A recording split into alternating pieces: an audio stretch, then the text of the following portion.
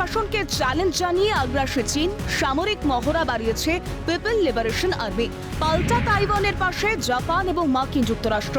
এবার পাক অধিকৃত কাশ্মীর প্রশ্নে চীনের অবস্থানের জবাব দিতে ইন্ডিয়া তাইপেই সংগঠনের সঙ্গে ভারতের মৌ চুক্তি। এই চুক্তি বলে ভারতের দক্ষ শ্রমিকেরা তাইওয়ানের কর্মস্থলে আবেদন করতে পারবেন। এতে মিটবে শ্রমিক সমস্যা। যোগ্যদের স্থায়ীকরণ করবে তাইওয়ানের সংস্থাগুলো এবং নিরাপত্তা দেবে সেদেশের সরকার। বিশেষজ্ঞ মহল বলছে, পাক অধিকৃত কাশ্মীর দিয়ে চীনের করিডোর তৈরির ঘোর বিরোধিতায় নয়াদিল্লি, কিন্তু ডোন্ট কেয়ার বেজিং। ভারতের কাছে পিওকে যেমন অবিচ্ছেদ্য অংশ, তেমন চীন মনে করে তাইওয়ান তাদের অংশ।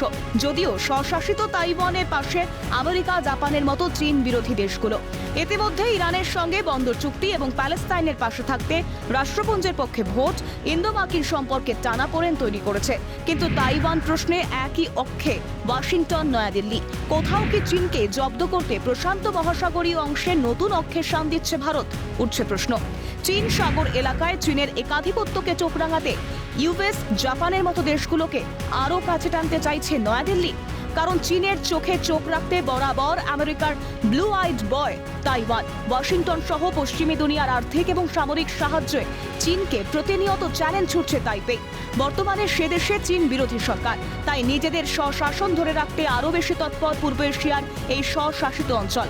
তাই এবার ভারতে তাইওয়ানের সাহায্যে এগিয়ে আসায় নতুন সমীকরণ দেখছেন আন্তর্জাতিক বিশেষজ্ঞ মহল। কারণ চীন তাইওয়ান সংঘাতে প্রথম থেকেই স্পিকটি নট নয়াদিল্লি। তবে চীনের আগ্রাসন নীতির সঙ্গে পাল্লা দিতেও পিওকের জবাব তাইওয়ানে দিতে মৌ স্বাক্ষরে নয়াদিল্লি।